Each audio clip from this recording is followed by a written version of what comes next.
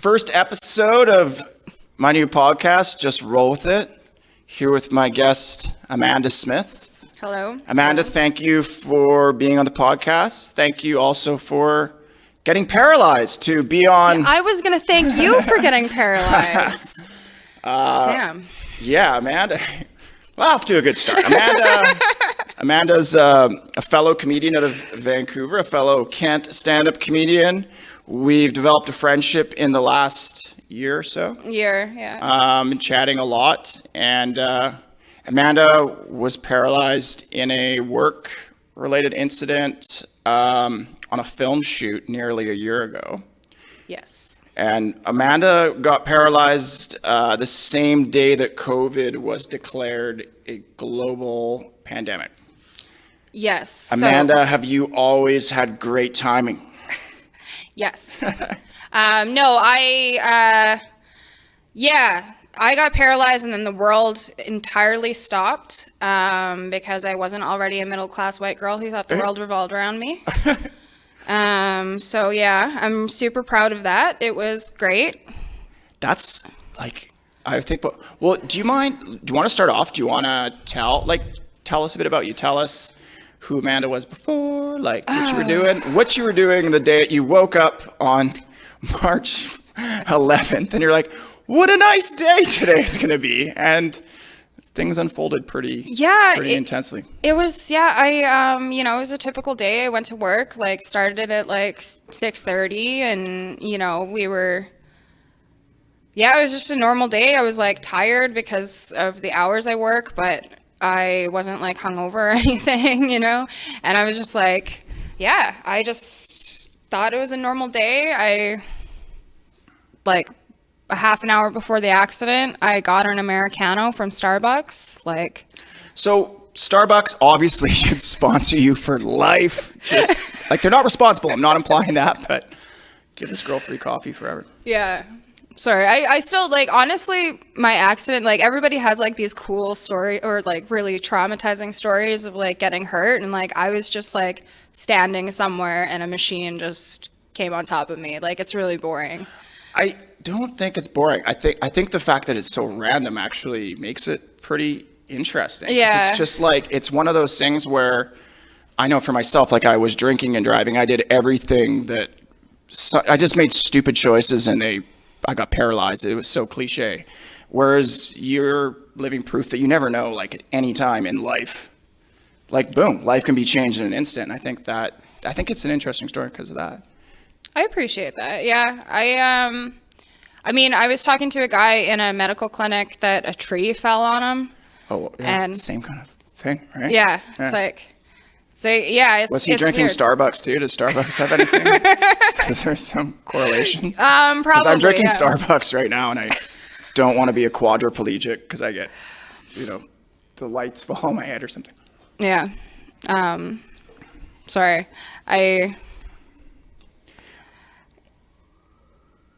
Yeah. Never mind. I'm blanking. You know what I was wondering? Do you remember it happening? Yeah, I was awake the entire time. Holy shit! Because what exactly? And if I'm asking too personal stuff, no, it's just I don't have a ton of words because I actually every time I go out in public, people ask me how it happened, and I just but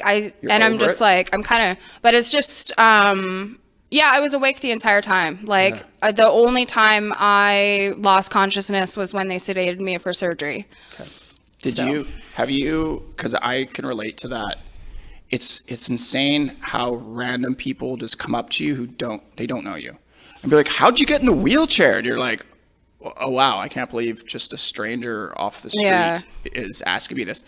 Have you come up with fake stories? I haven't. I've been thinking about it. But I'm just kind of too genuine. Yeah. I'm you can't just keep a straight face and especially since my thing was super publicized, so there's people in other countries that know how I got paralyzed. Yeah. So it's a lot of people I find that actually ask me because they're trying to figure out if I'm the girl that they read about. Well, that's interesting. Yeah. So they're making that connection. I got so tired of it that I would tell people I got attacked by an elk, which is the most random. Yeah. Like, my whole goal was that that person would go home to like dinner with their family and be like, honey, like, you won't believe this. Kids, let's get off your phones for a second. I met a man who got attacked by an elk. And I was like, it was mating season, and I wore deodorant, and it attracted the like dominant male. Like, it was really believable. But when I look back, I'm like, that's pretty mean. Like, but at the same time, I don't know. It's weird as time goes on, it doesn't happen as much anymore. But in the early days, it was like, it happened almost every day. It's like people can tell that it's new. There's like a freshy look or something where you're like, this person's not been in the chair for too long. Yeah. Your rims are not, they're still bright blue. There's no scrapes on them. Yeah. Those are some pretty sick rims, by the way. Thank you. Is that thing pretty new, or? Yeah, I got this chair in June. Yeah. So, like, last June. And how did you find, like, I know, like, getting a chair? Isn't that like, was anybody like really, like, you're going to get a wheelchair and trying to hype it up, and you're kind of like, awesome. So I can't wait. Like, I remember being like that, where they were really trying to stoke it up. All of my therapists and stuff would like, they basically like decided most things for me. And then they would be like, they'd look me in the eye and be like, and now we can talk about colors. Like, rad. Oh, and it's not so bad. I mean, I can get a colored wheelchair. Like, rad. Yeah. It was a weird process just because I was like, like you said, I really didn't care. You don't want any, like, they're like, we're going to, like, I mean, in rehab and stuff where it's like, we're going to learn to dress today. And you're like, I don't want to fucking learn to dress. Like, yeah. You're like, I want to walk and then I'll dress again. And I'm not going to learn that today because I don't care. But do you find you struggle with that at all? I know I totally did. I'm just a really bad disabled person. Like, if my pants fall down, I'm not doing much to put them back on. Like, I'm literally just like, I'll go out on my patio with my pants like down to here because like I'm not even trying to like just figure it out. Like, the fact I'm wearing pants right now is pretty like, yeah, I don't know where's the angles at Alexa. You didn't have to. But yeah, no, I like with everything, it's like I didn't want to learn anything. I'm just a really bad disabled person. Like, I'm just really bad at it. Steve Fagno. Okay. You probably don't know who that is. I'm showing my age. He was like, my dad would always be like, do you want to be Rick Hansen or do you want to be Steve Fagno? You obviously know what Rick Hansen is, Man in Motion. Yes. Steve Fagno was kind of like a Terry Fox kind of guy, but then he became like a cokehead and like spent all the charity money on partying. And my dad would be like, do you want to be Steve Fagno or Terry Fox? Like, I'd be like, can I be both? Like, a little bit. But yeah, Steve Fagno is a worse disabled person than you. So I'm here to inspire you. Fair. I hope. I don't know. Yeah. Cool. Yeah. So we're getting a little bit better weather. I saw you got out of the wheelchair cab today. Yeah. You've been able to, I think a lot of people are thinking about you and wondering how you're doing. Do you find you're starting to adjust better to kind of getting some independence and getting out? And yeah, no, I am feeling a little bit more independent. Like I said, like I'm kind of bad with certain things, but like I don't feel like I'm getting any stronger yet. Yeah. And I'm bad with working out, and I'm like, I keep saying I'm going to do all these things, and then like I just put it off all the time. But I'm getting a little bit more okay with it, as in like I kind of already forget what it's like to be able to walk. Yeah, I hear you. So yeah. So that's kind of the point. There's this like acceptance that takes a while where you kind of go, all right, and then you're like, well, I guess I got to figure this out. Mm-hmm. But it's such a hard, like no one could ever understand, and I'm trying hopefully to kind of, we can maybe convey that today, like just to understand, like you just wake up one day, or I mean for you, like you were like conscious, you're just like there and you're like, boom, you're like, I don't, like, did you know you were paralyzed when, did you think like, this is it, I'll never walk again when you're on the ground, or did you make that conclusion, or did it take? I kind of figured it out right away, but like I wanted it so much to just like my body was in shock. Yeah. Like I could tell immediately, like when everybody on set was coming to my aid and we were waiting for the paramedics to come, they were like, okay, can you move your legs? And I was like, oh, no, I absolutely cannot. Like, I don't even know where they are right now. Yeah. And I figured that out right away, but I was like, I didn't know anything. So I was really hoping that it was just like, you know, my body was in shock, and I kept asking the paramedics, like, you know, am I just in shock, or like, can I literally not feel my legs? And like, they're paramedics, so they weren't allowed to say anything. Yeah. And yeah, it wasn't until like then when I went pretty much right before my surgery, like they got me into surgery right away, like within a couple hours. Did you fracture or break or what? Break. I shattered like my, do you want to talk about the scales of Yeah, injury? well, I think we should. I think what would be cool, because so many people like in the comedy community, I know just from your social media and your friends, and I'm sure work, like maybe we could use this to kind of explain some of the stuff just so they kind of get it, Yeah. you know? Because it's really, like, unless you're going through it, you don't know. But yeah, if you want to kind of talk about you injured. Yeah, like I was injured my level injury is a T11 Asia A.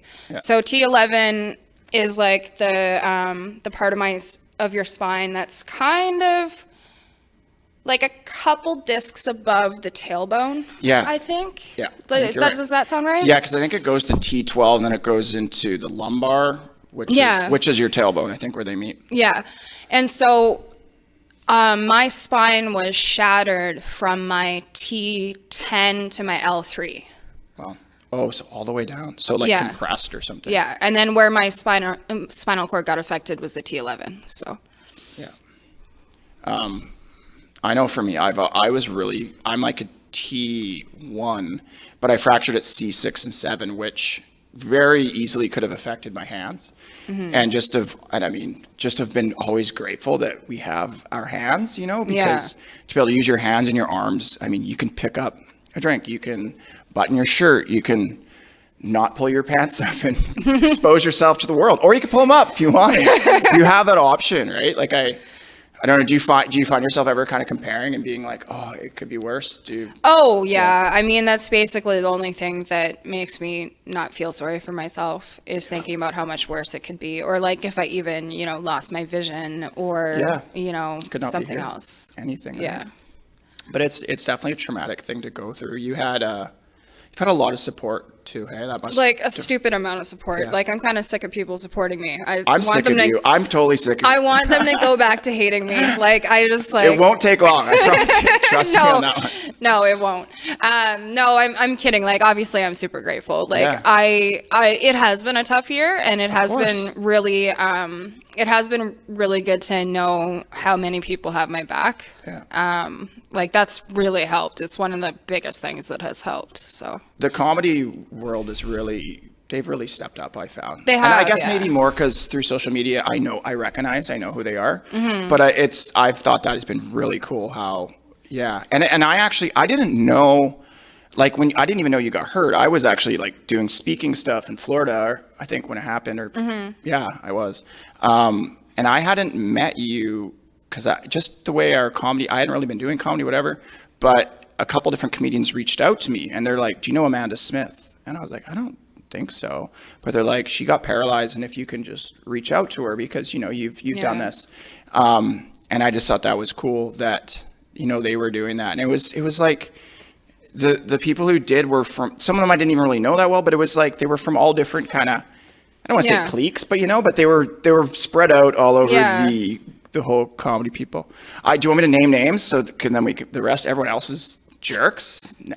No, I appreciated it too because, like many people, when they end up, you know, getting paralyzed right away, they're not wanting to speak to people in chairs. Yeah. You know, like I wasn't allowed visitors inside the rehab center, but I did see people like in the park, like socially distanced and stuff. So I had all of these people visiting me that could walk and I just kind of ignored everybody else. Like, I didn't really talk to other patients. Nobody you didn't want to do with anything in wheelchairs. Yeah, like, I mean, it wasn't, I think it's just I was because, the same way, I guess. yeah, like, It was almost like accepting it. You're like, I don't want to be that. Like you were. yeah, like something like and that. It wasn't against, like, any, I mean, don't get me wrong, Just I did you always talk hated cripples, right? Like, yeah, no, exactly. Just be honest. Like, I did talk to some of the patients, of course, but it was just like, I actually, like, there was one patient that was actually an amputee from having meningitis, and I actually bonded with her more than I did. Like, she had a completely different injury. Like, she didn't have a spinal cord injury. And, you know, she was learning how to walk again with prosthetics. Yeah. And we actually got along better than the other people in chairs. Because I think it's this weird thing where a lot of people in rehab think that they're going to walk again. They do. And I also, did you feel like, I know when I was in there, because it was different, and I'll get to this in a minute, because it was so different during a pandemic. When I was going through GF Strong, the same place you went for rehab, it wasn't a pandemic. So there'd be like, okay, there's going to be a wheelchair cabs are picking everybody up to go to a movie, and like 12 people in wheelchairs to go to a movie. And I'm like, I am not going on the wheelchair brigade to a movie. Like, that is the most lame. I don't want to be a part of that. I don't like... Yeah, and I always want to be around my buddies and my family who I knew, right? But it's kind of like this, like, yeah, like, oh, my friend's paralyzed. Like, you'd get along, and then you meet them, and you're like, we have nothing in common except for wheelchairs. Like, oh, you're people. Like, it's pretty much the same thing. It's like the girl that called me at 5 a.m. to set me up with her friend in a wheelchair. Oh, did you explain? It's really hard to have sex with two people in wheelchairs. Yeah, pretty much. I was like, there's a reason you don't see couples in wheelchairs. I want someone with hips. They at least need to have some working hips. Yeah, and I think it's just people are just people don't know what to say, right? I've tried to, just in presentations, I try to say sometimes the best thing to do is not try to understand and not try to say the right thing. Yeah. Because there isn't the perfect thing to say. Just be there. Shut up sometimes and just listen more than... You don't have to always say something. Well, that's what I appreciate is having already been a comedian when I got paralyzed, is that I had all of those support systems that just wanted to make jokes about it. Yeah. You know, and that has really, really helped because, like, if I'm starting to get a little too dark and I'm starting to get a little bit too miserable, they'll just, like, shut me down with a good, like, joke. Like, you do a lot, but, like, a lot of people do that to me, and, like, it bounces me back to reality a little bit, and I'm like, oh, yeah, no, this is still hilarious. Like, comedy, I know when I first wrote you this big thing, and I was like, I don't know exactly what I said, but it was probably, I would imagine it was something like, I've been around the block, you know, if you want to talk to somebody, if you don't, I get it, blah, blah, blah, blah, blah, like supporting you, and don't steal me my fucking jokes, I think is how I ended it. I'm like, I really hope she doesn't, like, hate me. Like, yeah, no, it was... But I threw a zinger at you off the top and was a Hail Mary where I was like, I really hope, like, she's cool. Yeah. But you're saying, I guess people, and I respect a good wheelchair joke. Like, if someone throws it at me, I'm like, yeah, that's good. Well, what really bothered me is that people were starting to figure out that I liked joking about it. Yeah. So there was non-comics that were trying to joke about it. Yeah. And that was like, I'm not saying that, you know, people that don't do stand-up comedy can't be funny, but like a lot of people were really missing the mark. Yeah. And like, not offending me, but I'm just like, I was more offended that it was just an unfunny joke. You have to work a bit hard. Like, if you just scrolled up, the same non-comics had the same joke with the same crappy punchline. Yeah. That's been done before. Oh, man. So, yeah, I started comedy after being paralyzed, and Ryan LaChance was like the dude in the chair. And I went to high school with Ryan. Mm-hmm. And he's been killing it for, I don't even know, 20 years in the comedy scene. I know you've chatted with him quite a bit too. And he's been really helpful. I think it's been about 20 years. Yeah. Maybe a little bit less. Yeah. And he's been helpful in your chatting with, like... Well, we were really good friends before. Oh, okay, cool. Yeah, like we didn't just bond over this. Like, we were actually really good friends. Obviously we've gotten closer together and we talk a lot more. Yeah. But yeah, when I was just like an ungrateful person that like was upset about relationships or whatever, like not saying that's an ungrateful thing, but it's just like when I had normal problems, I would go to Ryan, you know, and now it's like, I almost feel better because like now him and I can relate to something a little bit. And so he's been really helpful. Like both of you have been really helpful. And there's been other people that have as well. But yeah, it's just a mixture. I just like, you know, surrounding myself with various people because they all can help me in different ways. But like, I think the biggest problem I have right now is that because it's still so fresh to most people, is a lot of people don't want to come to me with their problems. Yeah. And I miss that. Yeah. Because I used to be like a support system to some friends. And that feels good to support people. Exactly. Yeah. And like it gets me out of my head. Yeah. Yeah. Yeah. Yeah, I remember I had a friend come who we became really good friends. She was like a massage therapist. I don't know. She was really into like body stuff. So, but she dated my sister was dating her brother at the time of the crash. So her name was Leanne. Leanne's rad. So we got to be really good friends. I think we'd only met the night I got in the crash. Became really, really good friends. And she was super supportive. But I remember one of the first times I had that experience was she was allergic to everything. So she could not eat anything without feeling sick or getting sick. And then just talking to me about it one day and being like, I'm so sorry that I'm saying this to you. Like, it must be so bad for you. Like, you're paralyzed. Like, how dare I? And I was like, I don't know. I think I'd rather be in a wheelchair to be able to eat whatever I want. Like, what you're going through sounds tough to me. Yeah. And I found it's like, I don't know, for a lesson for anybody, like just not to compare trauma. People deal with things differently.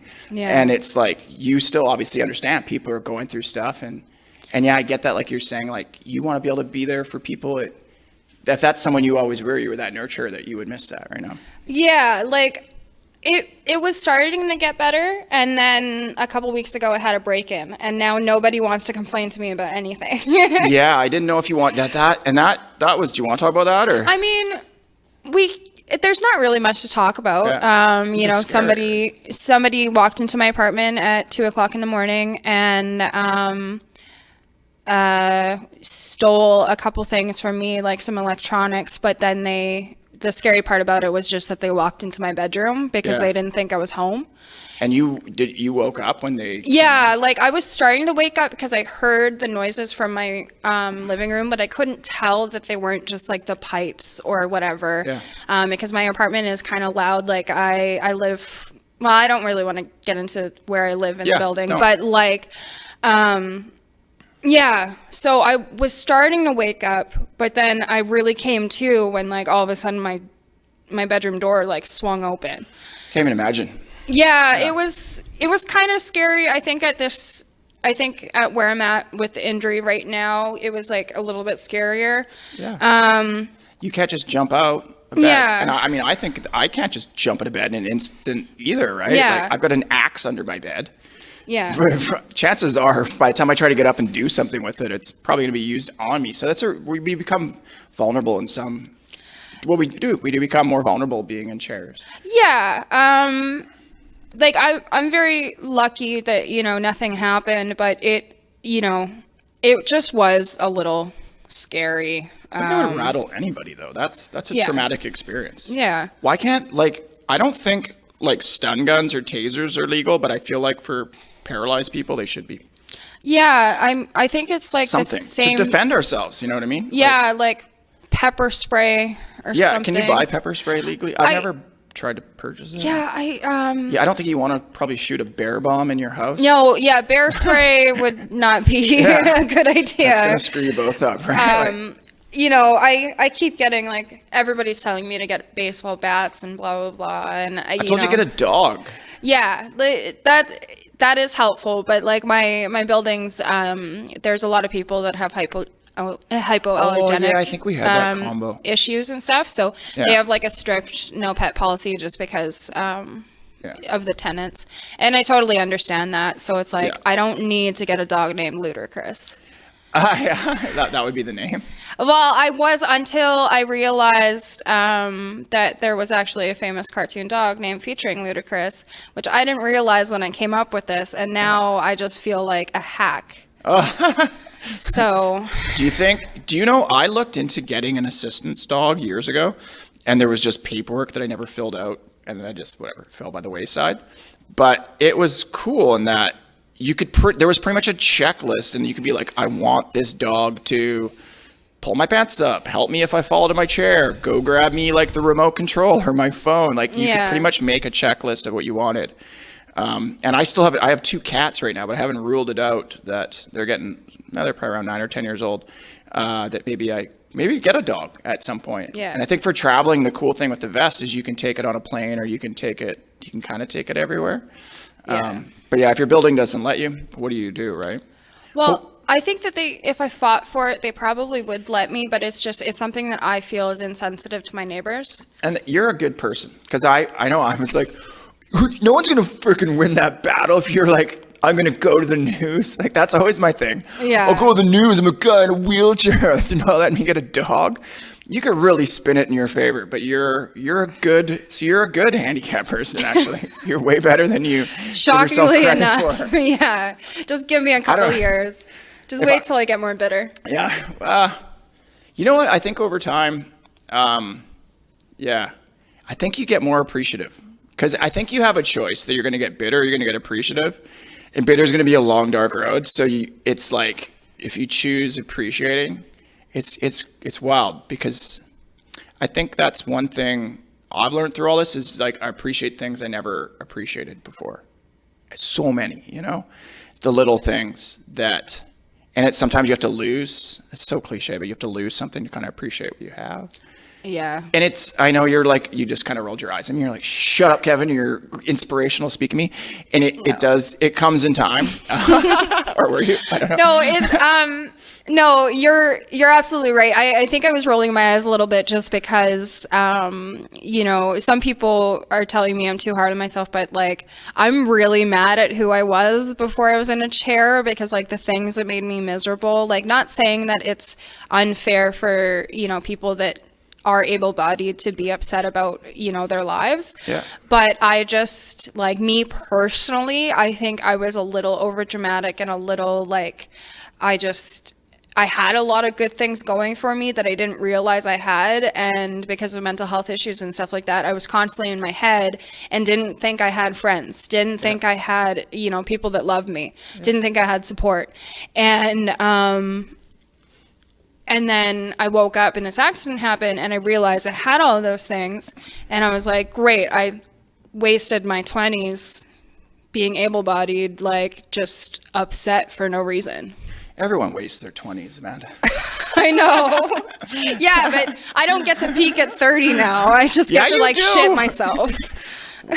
Yeah, well, you can still peak. Yeah. You just need a gondola to get to the peak. You're not hiking it anymore. Yeah. But you can go in those. Have you ever seen those? I know people have asked me if I want to go hiking, where they basically take you up a mountain in a wheelbarrow. And I'm like, I'm going to pass. I think there's other activities. Like, hey, I shouldn't diss that, because anyone who's stoked on that. But for me, I was like, I think I'll do something different than that. But I was talking to my dad yesterday about, like, just, like, making a wheelchair ramp, like, buggy, so that I could, like, get dragged around by a horse. And yeah, don't see that every day. Yeah, like, just a ramp in the back of it, and then, like, I just park it in, and then, as soon as we hit a bump, I'll probably die, but... You're going to need some bigger front tires, for sure. And the horse might shit on you. And I know... No, like, I would be inside, like, a box thing. Yeah. Like, there would be a buggy, and then I would roll my chair into the buggy. Oh, okay, I got you. I thought you meant just, like, your chair behind a horse. Yeah, no, I just wanted to segue to your favorite subject, shit. Because I was trying to segue. I know, but I don't... it's not my favorite subject. I didn't realize before I got hurt how much of an issue, like, bladder and bowel control is with paralysis. Nobody knows that. I know, and until it's too late. And now with me, they do. Everybody knows. Yeah. Alexi's never met you, and she knew. No, I'm just kidding. I bet, yeah. I kind of liked sharing that knowledge a little bit. Like, I want people to know how difficult it is, like, I think in that regard. I think it's good you do, because I think, like, people look at somebody in a wheelchair and they're like, well, it's a person who can't stand up or can't do this or that, right? But once you kind of start rolling around and get used to that part, the most frustrating, challenging thing, and I know for you it's been one of the most challenging things because you've had a lot of complications with it, is that when you get paralyzed, I mean, when you paralyze yourself, you hurt your spinal cord, and then wherever it gets damaged, basically below that, injury doesn't move, doesn't work. Teaching people things. Yeah. But your bowel and your bladder are like way at the bottom of your spinal cord. Yeah. So people could be walking around with a partial paralysis and they would still not be able to properly use their bladder, use their bowel.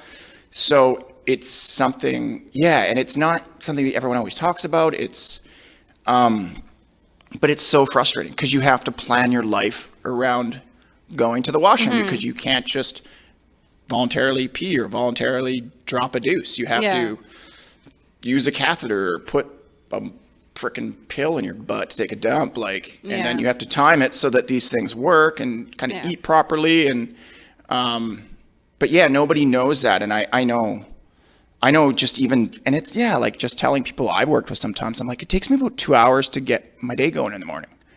And that's like, so when someone books me for a presentation and I've got to wake up at 5 a.m. or something, or, I'm like, I have, it's at 8, but I have to get up at 5 because I need 2 hours to do what I got to do. But people just don't know that. So I think it's good that you're telling that. I think all of us who haven't told everyone our poo and pee stories are like, you're a champion to our cause, that you're letting everyone know that there's more to this than just sort of what you see on the surface level. Well, and I think with Me Too is, sorry, I said Me Too, but what I meant is what are the words I'm looking for? I've always thought that like poo and pee humor was like kind of universal because it happens to everybody. I agree. And so for me, constantly talking about it is like one of the things that makes me laugh at the fact that I got hurt. Yeah. It makes me accept it a little bit more in a weird way. Yeah. And, for the 4 or 5 months where where the doctors just didn't tell me that I have an exceptionally tiny bladder and that doing catheters like every 4 hours like you're supposed to wouldn't work for me, when nobody told me that, and then so I was constantly peeing myself and never leaving the house. Yeah. Nobody was asked, like, yes, it was a pandemic, but like everybody understood why I wasn't leaving the house. Yeah. Like, we didn't have to talk about it. It was like a don't ask, don't tell thing. Yeah, it wasn't like Amanda's having a bad day, she doesn't want to leave, or she's blah, blah, blah. I was like, no, if she leaves, she could get 2 seconds on the sidewalk and pisses herself and has to go get changed. Yeah. So you put it out there. And I mean, that I felt for you in that you did, it took a while to figure that out. And they recently have figured, things are going better now, and you're getting more independence that you could actually not have to stress about that stuff, which is so nice. That must be so nice. Yeah. And I think like when you wake up and you've shit your bed, kind of sucks, and you're like, well, I think I'll just make a joke about, like, you're like, it's a miserable start to your day. So the best thing you can pretty much do is try to tell a funny joke, and some people laugh at it, and it makes it a bit better, or a lot better at least. Well, just like I'm shitting the bed on this podcast right now. I don't think you are. But are you shitting your pants on this podcast? No, I'm not. I don't. Hold on. Okay. No, I think we're okay. Cool. No. But I don't know. Poop is funny. I agree. Poop is funny. Well, I mean, what is like the first jokes when we were kids are pretty much you're learning to make fart noises under your armpits, right? Or your dad farts on you. Like that's kind of like the first humor I think that we experience. I don't know. I was a really messed up kid. Like when everybody else was eating mud and stuff, I was eating like the ashes out of ashtrays. I thought you were going to say poo.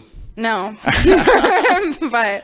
I don't know if I liked poo humor when I was little. Like I actually have no memory of my childhood. I don't know why. So maybe because there wasn't enough poo jokes. Probably not. Well, we've got I want to like throw it to you. Is there anything, that you want to say or we haven't covered, or like anything that you came on this day and you're like, you know what, I want to say this. I want to address this. I want to tell this joke. I want to tell this person thank you so much, or tell this person to go fuck themselves. Is there anything? Are you trying to get me to thank you for being my support system? I don't know. That's the last thing I'm trying to do. I've actually ran out of questions and I'm trying to make you do all the work for the last few minutes. Well, I mean, we've talked about the injury quite a lot. Thankfully you haven't asked me oh, how did you get into comedy? Like most people on podcasts do. You told me that I forgot. I was going to start with that because you told me that basically told me not to ask that. Yeah. Well, let's talk about comedy. Because comedy's pretty much shut down right now. Yeah. For the most part, except for online. Are you looking forward to getting back into it? I know. Oh, yeah. Like the Kino's been so rad to you and Steve. They basically people built you a ramp so you can get up on stage there. And I think with the vaccine and stuff, I think we're closer than we've been, hopefully. We're closer than we've been. To answer your question, yes, I'm very looking forward to being able to do comedy again. I told people that, when I was in the rehab center from March to June, that was the first lockdown. Yeah. So most places that did comedy were completely closed. And then they slowly started reopening things, and then shows were allowed to happen for a 3-month period. I think it was about 3 months. Yeah, it was about June till November, I think. And then Okay, so longer. But yeah, I told everybody that if shows were running, people were like, oh, do you think you're gonna still do comedy? And I'm like, no, as soon as stages are back, I'm there. I don't care if I'm telling it from the audience. It's this is the only reason why I'm funny now. Of course I'm gonna keep doing comedy. Is that why you got paralyzed? Yeah, I did it for the material. Is that why you have such vague details about the action? And you were actually saying the other day that Steve was and I'm sure joking, obviously you're not, well, maybe you are going to do it, but you were going to go, you could just go into a table and yell jokes at just somebody eating their dinner. Yeah, I mean, think that would be a great basis for a show or something. Amanda verbally assaults people eating their dinner. Hey, I got a joke for you. I mean, that's basically what I did when I was a drunk anyways. So, yeah. I don't know. I think that shows could start up again in a couple months, maybe. But of course, it's cool too, because now I don't think everybody totally hates me. So it actually gave me a lot more confidence on stage. Yeah. And because I've always been in my head. I always enjoyed comedy, and I had, some sets that I'm proud of and stuff like that. But I was always really hard on myself, and now I've kind of now with all my actual physical challenges, I kind of forgive myself a little bit more, and it's helping me with my material, and it's helping me with my delivery, and it's helping me with a lot of things. So yeah, I mean, I don't plan on quitting anytime soon. Cool. I'm stoked to hear that. And I didn't ask if you were going to quit. No, but I mean, as soon as shows start up again, you're going into it. I'm going into it. And some people have asked me if I was going to quit. Really? Because, some people were like, are you just too traumatized to ever do this again? And I'm like, no, I feel like you need it. Yeah. Wouldn't you say? Yeah. Oh, yeah. I feel like this is going to be, that's your thing. That's why going to be where you put all that energy and that pain and that everything. Yeah. I mean, I've always been an open book when it comes to my material. When a bad thing happens to me, I'm making fun of it way too early when I'm still processing it. And that's actually been part of the problem is I try to take on stuff too early, and then you can tell it's still affecting me, and then it's not as funny. Yeah. But now it's one of those things where you go into a room, you're in a wheelchair, people expect you to address it. they're uncomfortable if you don't. Yeah. So We've got a lot of control, don't we? Yeah, we like- really do. We got like, it's really easy to mess with people because it's like, do you start off with the wheelchair joke? Do you wait? I really want to just have no wheelchair jokes. Like, Yeah. once I have like a half an hour, just not do any, and then just end with like bam, bam, bam wheelchair jokes. Like, because obviously, Yeah. but just have people like anxiously waiting for them, and then, like even have setups that feel like they're going to be wheelchair punchlines, and then they're Oh yeah, I've thought about doing that. Yeah, I know like 10 years from now or whatever, I'm gonna hate wheelchair jokes. yeah. But right now, it's like I actually kind of like it. Like, You just got a golden ticket to make fun of handicapped people that you would have been a monster a year ago if you did. yeah, but I'm not really a monster, so I wouldn't have wanted to do that. Okay, well, I sound like a monster. On that note, Well, you are kind of. I don't know. Well, No, yeah, a I'm- little bit. I'm A kidding. little bit. Call me. Okay, well, I think, I don't know. Do you have anything you want to plug? No, nothing. There's nothing happening right now whatsoever. Do you want to plug your butthole so you don't shit your pants on the taxi ride home? I don't know if that would work. It would just make it louder, I think. Oh, okay. Say something rad because I don't want to end with a butt plug joke. All the pressure's on you.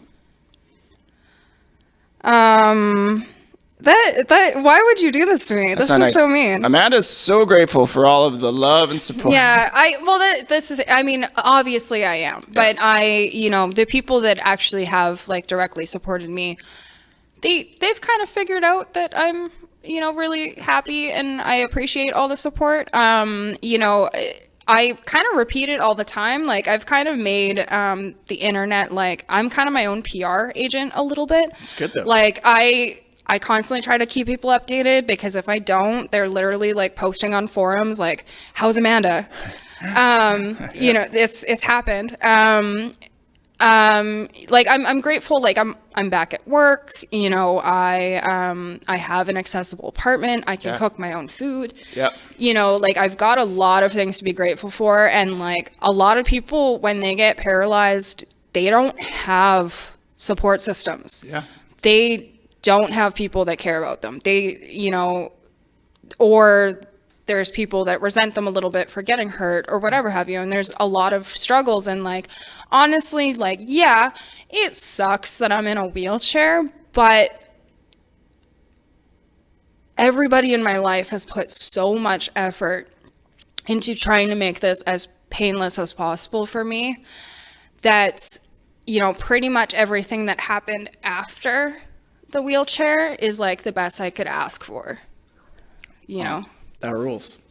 And I gotta say, I don't know. I'm stoked to be your friend and to have been I don't believe that whatsoever. I hate you. No, I am, and I'm glad we made friends, and we're in that club. It's a strange club that you don't necessarily ask to be in or want to be in, but you find yourself in it, and we support each other. And I'm glad that you've got a lot of support through just all the different communities you're a part of, and I just hope the best for you, and I can't wait till we can go out on stage together and do a double whammy of wheelchair. Well, see, I don't know if I've ever been in a place where there's two people in wheelchairs at once, and except when you and I were at Side Hustle. Yeah, Like, and right now. Yeah, like I'm just looking forward to like people thinking we're like, I don't know, on a school trip or something. We'll get LaChance out too, and we'll get the Brigade. We've all got motors, so which is sweet, so we're able to keep up with him. Yeah. All right, gonna wrap this. I want to thank Amanda Smith, comedian, awesome lady, friend.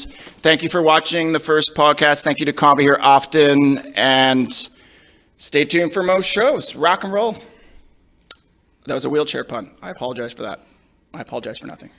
I hate you. I hate me too. Okay.